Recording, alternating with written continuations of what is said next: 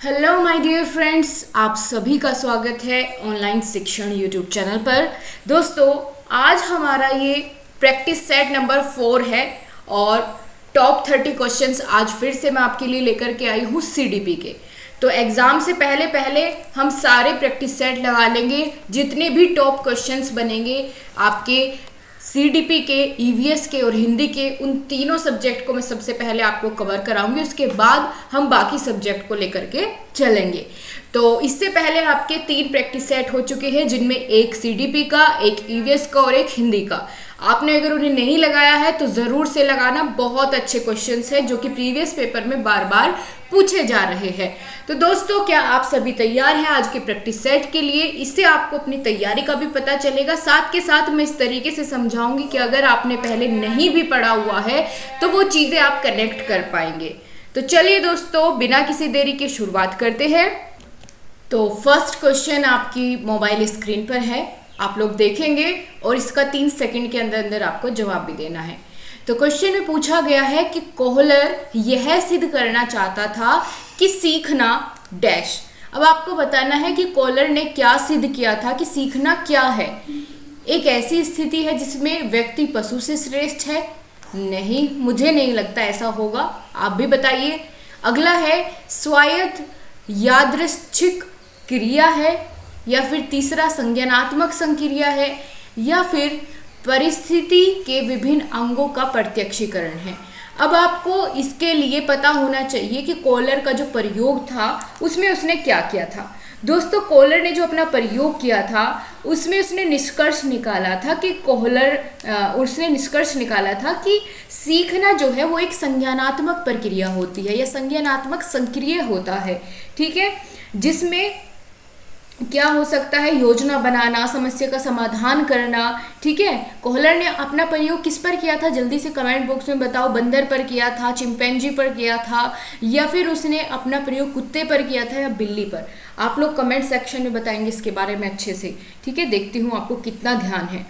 तो क्या कहा इसने? कोहलर ने सिद्ध किया कि सीखना जो है वो एक संज्ञानात्मक प्रक्रिया होती है।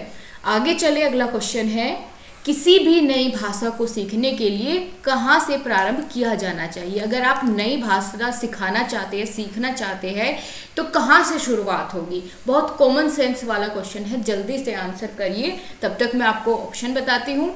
अक्षरों व शब्दों के मध्य सहचार्य स्थापित करने से, वाक्यों का निर्माण करने से, या शब्दों का निर्माण करने से, या उपयुक्त में से कोई नहीं।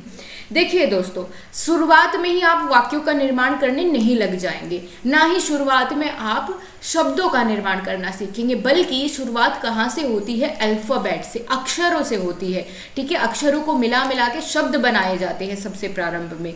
तो यहाँ पहला ऑप्शन ही एकदम आपने सही बताया कि किसी भी नई भाषा को सीखने के लिए अक्षरों व शब्दों के मध्य सहचार्य होना जरूरी है।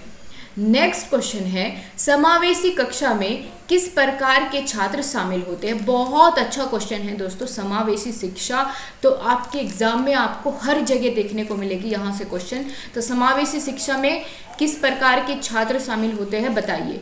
केवल विशिष्ट छात्र, या सामान्य और विशिष्ट दोनों, या केवल सामान्य छात्र, या बहुभाषी और प्रतिभाशाली छात्र? इसका आंसर जल्दी से आप लोग कमेंट सेक्शन में बता दीजिए। बिल्कुल, आपका समय पूरा होता है और आपने एकदम सही जवाब इसका दिया कि दोस्तों, समावेशी शिक्षा का अर्थ क्या होता है? ऐसी शिक्षा जिसमें सभी बच्चों को शिक्षा के प्रति समान अवसर मिले। क्या मिले? समान अवसर सभी बच्चों को। ठीक है, तो समान अवसर कब मिलेगी? जब सामान्य और विशिष्ट सभी तरह के छात्र एक ही कक्षा में या समावेशी कक्षा में बैठ करके शिक्षा ग्रहण करेंगे। बहुत अच्छा आंसर आप लोगों ने यहाँ पर किया। नेक्स्ट क्वेश्चन है दोस्तों, नीचे आपको कमेंट सेक्शन में पोल मिल रहा होगा, आप वहाँ पर वोटिंग करें अपनी साथ के साथ। ठीक है, नेक्स्ट क्वेश्चन है, अधोलिखित में गणित संबंधी अधिगम अक्षमता को कौन सा पद परिभाषित करता है? इनमें से कौन सी जो अक्षमता होती है, लर्निंग डेफिशिएंसी है, वो यहाँ पर कैलकुलेशन से या मैथ्स से संबंधित है। बताइए, निरस्त संबंधी दोष, पठन दोष, गणना दोष या उपयुक्त में से कोई नहीं। देखिए, गणित में आपको पढ़ने जैसा कुछ नहीं होता, ठीक है, तो ये तो इसकी डेफिशिएंसी नहीं होने वाली, ना ही निरस्त संबंधी।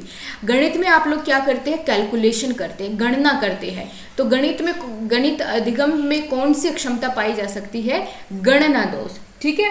तो ये यहाँ पर जिसको डिसकैलकुलिया भी कहते हैं, इंग्लिश की अगर बात करें तो इसको क्या कहते हैं, डिसकैलकुलिया, ठीक है, ये इसका इंग्लिश में नाम होता है। अगला प्रश्न है, समावेशीकरण की सफलता के लिए आवश्यक है। बताइए क्या आवश्यक है समावेशी की सफलता करने के लिए, क्षमता निर्माण का अभाव, या अभिभावकों की भागीदारी का न होना, या अलगाव, या संवेदनशीलता। आप ही बताइए, इसमें एक पॉजिटिव आपको ऑप्शन ढूंढना है, बाकी 3 नेगेटिव दिए गए हैं और मेरे ख्याल से सभी इसका आंसर पकड़ पाएंगे।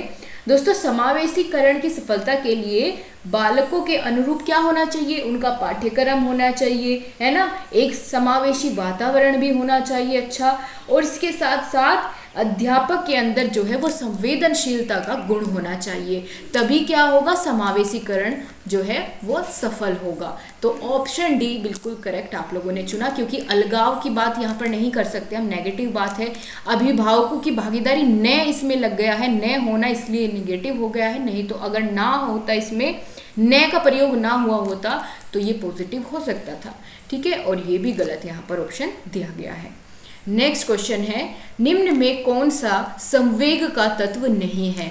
तो आपको पता होना चाहिए संवेग के तत्व कौन कौन से होते हैं, यानी इमोशन क्या है, एक मानसिक प्रक्रिया है, ठीक है, तो कौन सा इसमें नहीं होगा, आप ही बताइए। मानसिक प्रक्रिया से संबंधित कौन सा नहीं है, व्यवहारात्मक, दैहिक, संज्ञानात्मक या संवेदी, बताइए जल्दी से।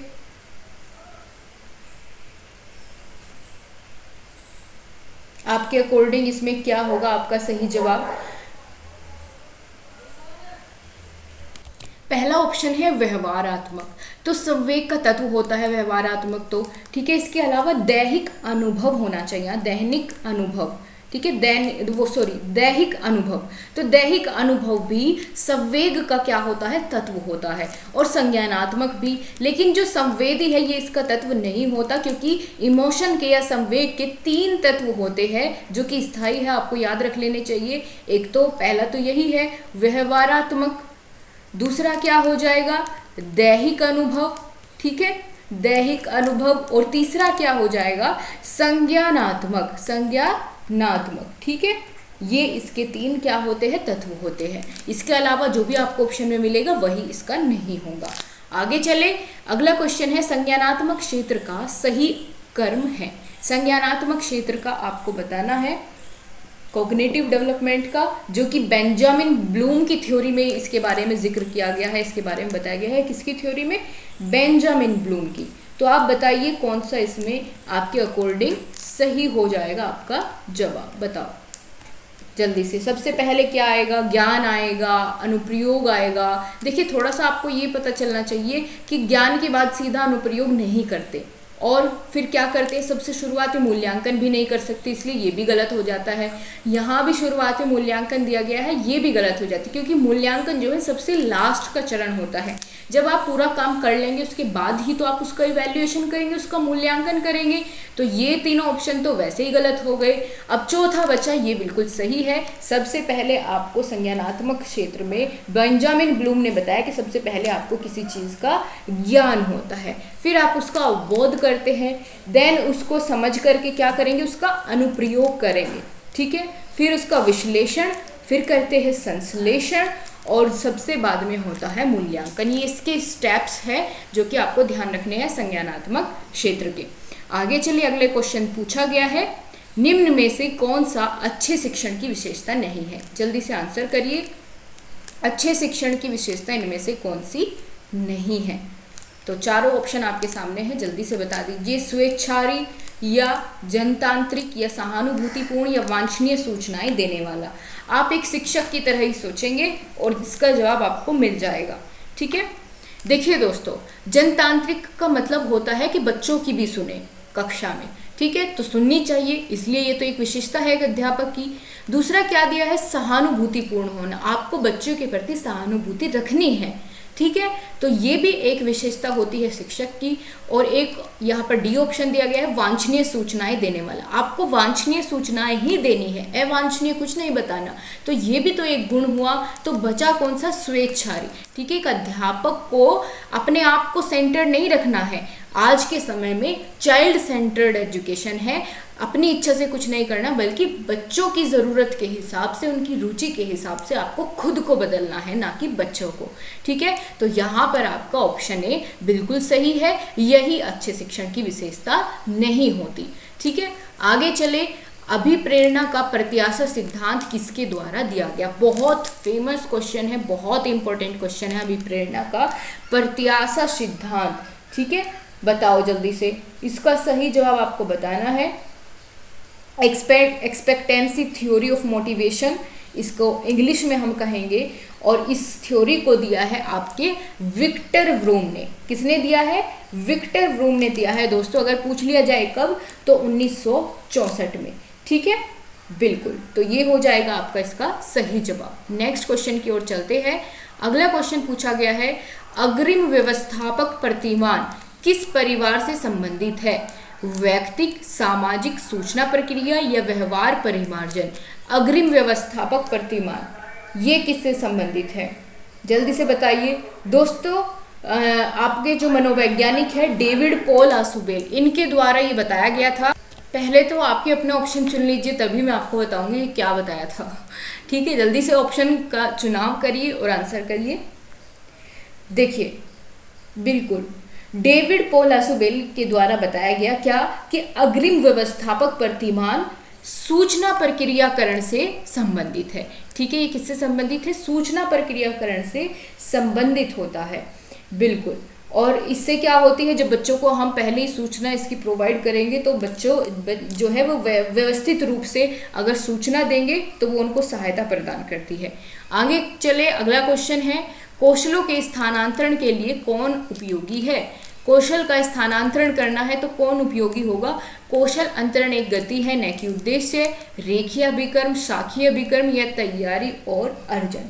बताइए क्या होगा दोस्तों। कौशल के स्थानांतरण के लिए, ट्रांसफर ऑफ स्किल्स के लिए उपयोगी होता है कैसा स्थानांतरण।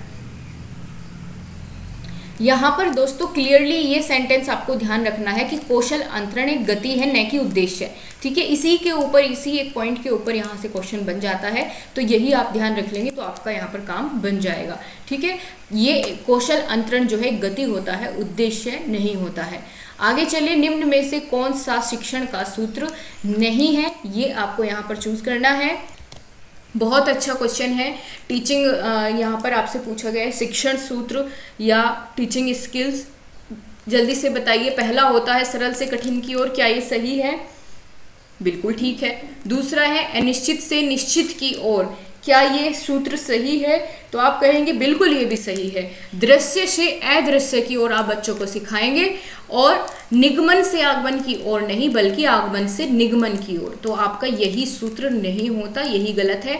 बाकी बचे हुए भी आप बताएंगे, स्थूल से सूक्ष्म की ओर, विशेष से सामान्य की ओर, पूर्ण से अंश की ओर, अनिश्चित से निश्चित की ओर, ठीक है, विश्लेषण से संश्लेषण की ओर। ये सारे शिक्षण सूत्र आपके फिंगर टिप्स पर होने चाहिए, आपको याद होने चाहिए, यहाँ से क्वेश्चन जरूर बनता है। अगला क्वेश्चन दिया गया है कि सूक्ष्म शिक्षण चक्र का प्रथम पद क्या होता है।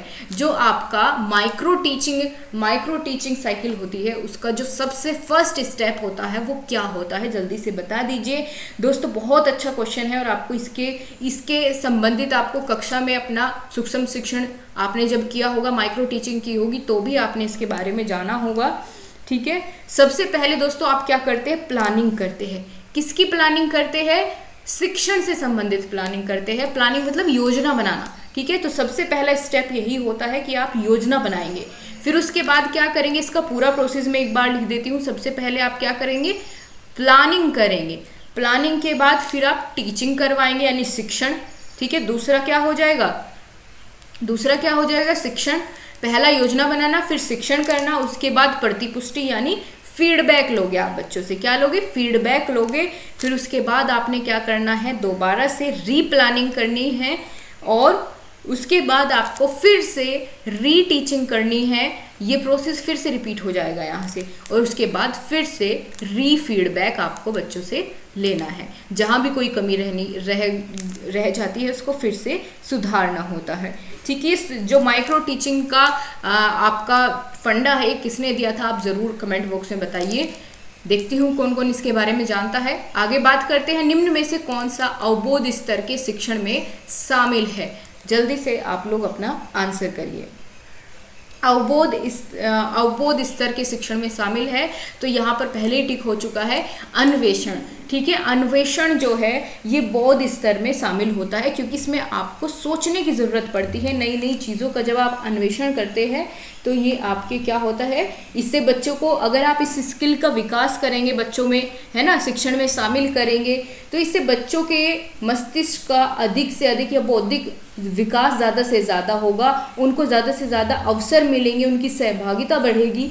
ठीक है, तो ये यहाँ पर ऑप्शन आपका ठीक हो जाता है। नेक्स्ट क्वेश्चन है, शैक्षिक सुधारों में प्रभावी विकेंद्रीकरण तभी संभव होगा जब, ऑप्शन देखो और बताओ कब संभव होगा। जब खंड व संकुल संदर्भ केंद्रों की भागीदारी बढ़े। पॉजिटिव बात है, सही कहा इन्होंने, जब खंड स्तर से भी भागीदारी बढ़ेगी तो शैक्षिक सुधारों के विकरण तभी संभव हो सकता है। दूसरा है, स्थानीय संदर्भ व्यक्ति उपलब्ध हो, ये भी बिल्कुल सही बात है। अध्यापक के पास संसाधन और प्रासंगिक सामग्री भी मौजूद हो, तो ये तीनों ही ऑप्शन यहाँ पर इसके अकॉर्डिंग बिल्कुल सही हो जाते हैं। इसीलिए आपने जो जवाब दिया ऑप्शन नंबर डी एकदम सही है। अगला क्वेश्चन है, एक छात्र पढ़ रहा है जिसका नाम लेकर किसी ने बुलाया। ठीक है, एक छात्र पढ़ रहा है जिसका नाम लेकर किसी ने बुलाया, निम्न में से किस संवेदना द्वारा वह अपनी अनुक्रिया प्रकट करेगा। बच्चा तो पढ़ रहा है, किसी ने उसको आवाज लगाई तो वो उसकी तरफ देखेगा, तो उसको कैसी संवेदना हुई, दृष्टि संवेदना, स्पर्श संवेदना, ध्वनि संवेदना या प्रत्यक्षण संवेदना। आप बताओ, बहुत आसान सा क्वेश्चन है, बस थोड़ा सा समझने भर की देर है। देखिए, बच्चा तो पढ़ रहा है, किसी ने उसको आवाज लगाई तो उसने देखा नहीं, और क्या उस आवाज लगाने वाले ने उसको छुआ तो नहीं, उसने सिर्फ नाम लेकर के बुलाया। तो पढ़ने वाले बच्चे को कैसी संवेदना होगी, उसको उसकी ध्वनि सुनाई दी, उसकी आवाज सुनाई दी।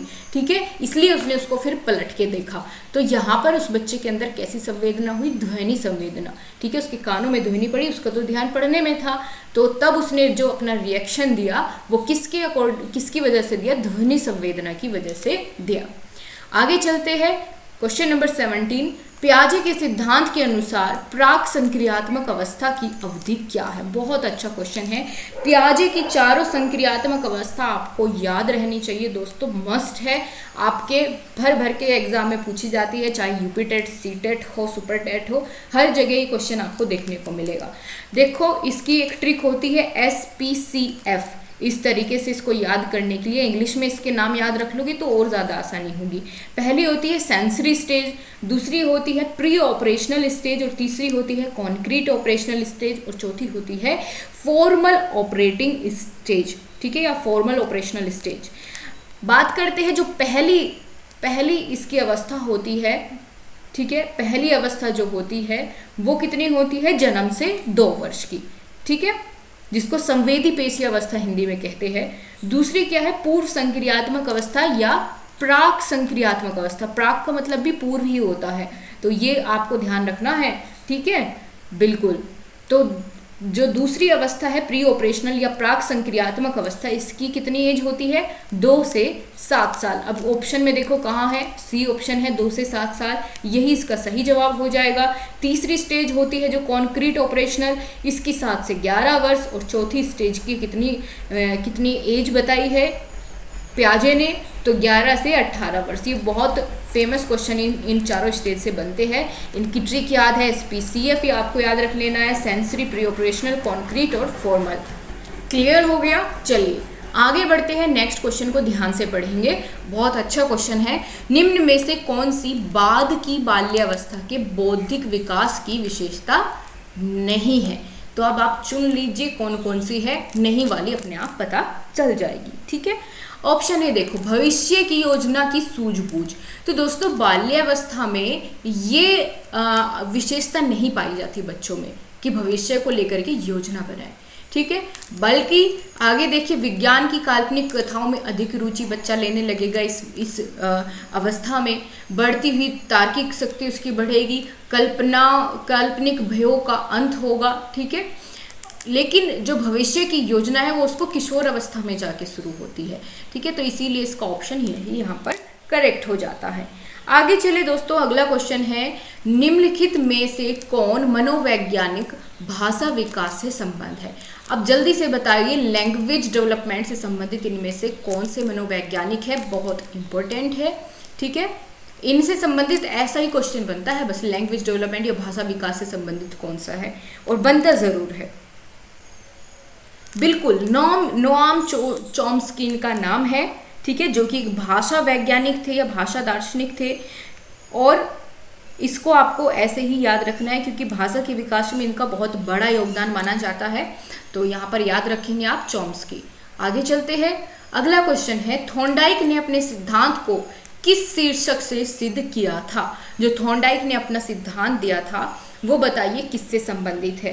थॉर्नडाइक से संबंधित पहले भी एक क्वेश्चन आया था, तो अगर आपको ध्यान होगा मैंने अभी क्या बताया तो आप इसका आंसर वैसे ही कर ले जाएंगे। ठीक है, बताइए क्या होगा आपका सही जवाब। दोस्तों थॉर्नडाइक ने अपना प्रयोग किस पर किया था, बिल्ली पर किया था। ठीक है, और उसने अपना जो सिद्धांत दिया था वो दिया था किसके नाम से, अधिगम के प्रयास एवं भूल के नाम से। याद आया कुछ, बिल्कुल। तो इससे इस नाम से इन्होंने अपना सिद्धांत दिया था, सीखने का सिद्धांत दिया था। आगे चलते हैं, गिरोह अवस्था किस आयु वर्ग एवं विलंब विकास से संबंधित होती है। गिरोह अवस्था कौन सी अवस्था को आप लोग कहेंगे, 16 से 19 वर्ष, 3 से 6, 8 से 10 और 16 से 19, ये दो बार। अच्छा, यहाँ पर नैतिकता बताया गया है, यहाँ पर संज्ञानात्मक, इस चीज़ का भी यहाँ पर डिफरेंस है, तो ध्यान से देखिए और जवाब दीजिए। गिरोह अवस्था दोस्तों बाल्यावस्था को गिरोह अवस्था के अंतर्गत रखा गया है, जिसमें 8 से 10 वर्ष की आयु वाले बच्चे आएंगे, वे गिरोह बनाकर अपना ग्रुप बना करके घूमते हैं। ठीक है, इस आयु वर्ग के बच्चे अपने मित्र क्या करते हैं, स्वयं चुनने लगते हैं और झुंड बनाकर गिरोह में रहना पसंद करते हैं, जिससे उनका सामाजिकरण संबंधी विकास जो है वो होता है। शुरुआत हो जाती है यहाँ से, पूर्ण वो किशोर अवस्था में जाकर होगा, लेकिन शुरुआत कहाँ से होगी, 8 से 10 वर्ष में, और सामाजिकरण उनका यहाँ पर होने लगेगा। अगर आपको यहाँ पर उम्र का नहीं पता है तो आप इससे भी यहाँ पर चुनाव कर सकते थे, सामाजिकरण से। ठीक है, गिरोह में रहेगा बच्चा, उसका ज़्यादा से ज़्यादा सामाजिकरण होगा। आगे चलते हैं, नेक्स्ट क्वेश्चन है, पियाजे के अनुसार संज्ञानात्मक विकास की तीसरी अवस्था कौन सी है। अभी बताइए तीसरी अवस्था कौन सी है पियाजे के अनुसार। ये देखिए 2018 का ये एग्जाम पेपर है, ठीक है, यूपी टेट का, और इसमें ये क्वेश्चन 2 बार पूछा जा चुका है पियाजे वाला। अभी थोड़ी देर पहले आया था जब मैंने चारों स्टेज आपको बताई, अब फिर से ऐसा ही क्वेश्चन आ गया है। तो बताओ तीसरी अवस्था मैंने क्या बताई थी, SPCF, यानी सी से कॉन्क्रीट ऑपरेशनल। कॉन्क्रीट ऑपरेशन मतलब मूर्त संक्रियात्मक अवस्था। तो कहाँ है इसमें ऑप्शन, जल्दी से आप ही बता दीजिए। Option number C. अच्छा, इसकी एज बताओ कितने से कितनी है, कमेंट सेक्शन में जल्दी से इसकी एज कमेंट करिए। नेक्स्ट क्वेश्चन पर चलते हैं, तब तक निम्न में से अधिगम में योगदान देने वाले मनोवैज्ञानिक कारकों में कौन शामिल नहीं है। जो अधिगम में योगदान नहीं देता वो आपको चुनना है। जैसे सबसे पहले अधिगम की इच्छा, बिल्कुल, अगर आप अधिगम की इच्छा रखते हैं तभी आप उसको सीख पाएंगे, अधिगम कर पाएंगे। अगर आपकी इच्छा नहीं है तो आप नहीं कर सकते। तो ये तो ऑप्शन इसमें सही दिया गया है, हमको ढूंढना है कौन सा नहीं करता। दूसरा है प्रेरणा, अगर व्यक्ति प्रेरित है तो वह अधिगम करेगा, ठीक है, इसलिए ये भी इसका कारक है। तीसरा होता है रुचि, बिल्कुल, अगर आपकी किसी कार्य को करने में रुचि है तो आप उसका अधिगम कर पाएंगे, नहीं तो नहीं। आगे बात करते हैं ऑप्शन नंबर डी। यहाँ पर विषय वस्तु का स्वरूप उतना मायने नहीं रखता है जितना बाकी सारी तीनों चीजें, ठीक है, बिल्कुल। आगे चलते हैं, अगला क्वेश्चन देखिए जल्दी से। निम्न में से सामाजिक मूल्य कौन सा है। सामाजिक मूल्य बताना है। सामाजिक मूल्य होता क्या है दोस्तों, इसको कहते हैं मोरल वैल्यूज, ठीक है, मोरल वैल्यूज या सोशल वैल्यूज भी इसको बोल सकते हैं। तो आपको बताना है क्या होती है हमारी सोशल वैल्यूज, मोरल्स हमारे क्या होते हैं। जो हमें बताते हैं कि हमारे लिए क्या सही है और क्या गलत है। इसके अलावा दोस्तों अहिंसा, परोपकार, ठीक है, सहायता परक व्यवहार, सत्यवादी होना, ठीक है, और किसी दूसरे को हानि ना पहुंचाना, ये सभी क्या होते हैं, हमारे मोरल्स होते हैं। तो सहायता परक व्यवहार इसमें क्या हो जाएगा, हमारा सामाजिक मूल्य हो जाएगा। ठीक है, इसलिए बहुत आसानी से आपने ये ऑप्शन चुन लिया, बढ़िया बात है। आगे चलो, अगला क्वेश्चन है पश्च अन्वेषण तथा साधन साक्ष्य विश्लेषण निम्न में से किसके उदाहरण हैं। पश्च अन्वेषण और साधन साक्ष्य विश्लेषण किसके उदाहरण हैं, ये आपको इस ऑप्शन में चुनना है। आप बताइए जल्दी से, 3 सेकंड का समय आपके पास बचा हुआ है। पश्च अन्वेषण और साधन साक्ष्य जो है, साधन साक्ष्य विश्लेषण, ये स्वतः शोध के उदाहरण हैं।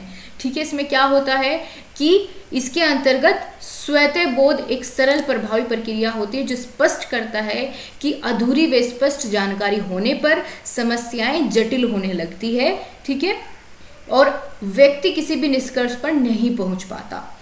लेकिन जब अन्वेषण करते हैं और फिर समस्या का विश्लेषण करके उसका शोध करते हैं तो फिर वो चीज़ें आसान हो जाती है। ठीक है, अपने लास्ट जो एम होता है वहाँ तक व्यक्ति पहुँच जाता है। आगे चलते हैं, अगला क्वेश्चन है सीखने के वक्र अभ्यास द्वारा सीखने की मात्रा, गति और प्रगति की सीमा को ग्राफ पर प्रदर्शित करते हैं। कौन से ग्राफ, यह किसने कहा था कि सीखना जो है एक ग्राफ पर भी प्रदर्शित किया जा सकता है। स्किनर ने, रोस ने, एबिंगहॉस ने या एम.एल. बिग्गी। बताइए कौन सा इसमें ऑप्शन सही होगा।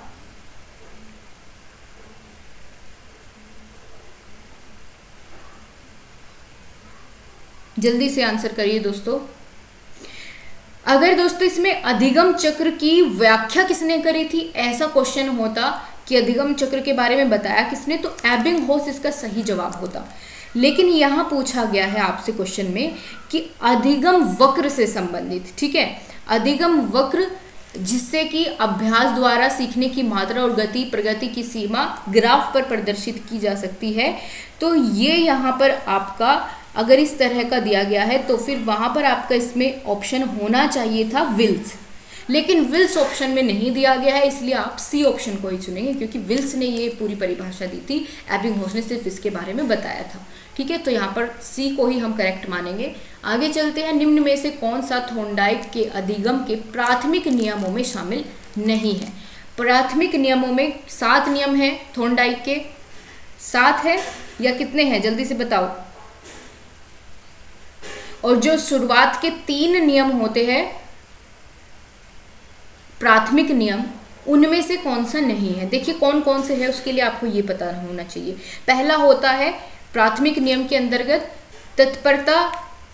तत्परता का नियम, दूसरा होता है अभ्यास का नियम और तीसरा होता है प्रभाव का नियम। अब आप देख लीजिए जिसमें कौन सा नहीं है, ये भी है, ये भी है, ये भी है, तो ऑप्शन ए यही इसमें शामिल नहीं होता है। ठीक है, आगे चलो, नेक्स्ट क्वेश्चन है अनुकूलित अनुक्रिया सिद्धांत किसके अनुकूलन पर बल देता है। किसके अनुकूलन पर, तर्क के, व्यवहार के, चिंतन के या अभिप्रेरणा के। तो यहाँ पर आपके व्यवहार के अनुकूलन पर बल देता है अनुकूलित अनुक्रिया का सिद्धांत, जो कि इवान पावलोव के द्वारा भी यहाँ पर बताया गया था। आगे चलते हैं, नेक्स्ट क्वेश्चन है क्रिया प्रसूत अनुबंधन का दूसरा नाम बताइए। दूसरा नाम क्या हो जाएगा, समीपस्थ अनुबंध, निमैतिक, प्राचीन अनुबंध या चिन्ह अनुबंध। आपके अकॉर्डिंग यहाँ पर सही जवाब क्या हो जाएगा, क्रिया प्रसूत अनुबंध का दूसरा नाम है निमैतिक अनुबंध। ठीक है, किसने दिया था और ये सिद्धांत दिया था आपके स्किनर महोदय ने। किसने, स्किनर जी ने। आगे चलते हैं, अगला क्वेश्चन है और लास्ट क्वेश्चन है, बहुत ध्यान से देखिएगा। निम्न में से कौन सी अधिगम की एक विशेषता नहीं है। ठीक है, नेगेटिव सेंस वाले क्वेश्चन ज़्यादा आपके एग्जाम में आते हैं, तो आपको यही ज़्यादा गलती करते हैं ज़्यादातर बच्चे, तो आपको ध्यान रखना है कि ऐसी गलती आप बिल्कुल ना करें। पूछा है कौन सी एक विशेषता नहीं है। अधिगम एक लक्ष्योन्मुखी प्रक्रिया है, बिल्कुल ठीक है। अधिगम प्राणी की अभिवृद्धि है, एकदम करेक्ट है। अधिगम व्यवहार में अपेक्षाकृत स्थायी परिवर्तन है, तो तो ये भी बिल्कुल सही है। लेकिन जो ऑप्शन नंबर ए दिया गया है कि अधिगम का अवलोकन प्रत्यक्ष रूप से किया जा सकता है, तो ये गलत बात है। हम प्रत्यक्ष रूप से अधिगम का अवलोकन नहीं कर सकते हैं। ठीक है, वुडवर्थ ने यहाँ पे बताया था कि सीखने की एक प्रक्रिया होती है क्या, अधिगम। ठीक है, बिल्कुल। तो यहाँ पर और जो क्या होती है अधिगम की प्रक्रिया, जीवन पर्यंत चलती रहती है, लगातार कभी रुकती नहीं है। इंसान कभी सीखना बंद नहीं करता है, वो हमेशा कुछ ना कुछ नया अपने छोटे से बड़े से, ठीक है, सीखता रहता है। तो यहाँ पर ऑप्शन ए जो है यही इसका सही जवाब हो जाएगा। आपको आज की क्लास कैसी लगी कमेंट बॉक्स में ज़रूर बताइएगा, और दोस्तों पसंद आई है तो लाइक करना आपको नहीं भूलना है, और अपने फ्रेंड्स को भी शेयर ज़रूर किया कीजिए ताकि सभी को ये इन्फॉर्मेशन मिल सके कि आपके लिए प्रैक्टिस सेट जो है यहाँ पर चलाई जा रही है। तो अधिक से अधिक अपने ग्रुप्स में अपने फ्रेंड्स के साथ आप लोग ज़रूर शेयर करें। आप सभी का बहुत बहुत धन्यवाद। मिलेंगे आपसे नेक्स्ट प्रैक्टिस सेट में। कमेंट सेक्शन में ये बताना आपको नहीं भूलना है कि आपका टोटल स्कोर कितना रहा है। अगर कोई भी किसी क्वेश्चन में प्रॉब्लम आती है तो भी आप कमेंट सेक्शन में बता सकते हैं। आपसे फिर मिलेंगे, तब तक के लिए नमस्कार, जय हिंद, वंदे मातरम।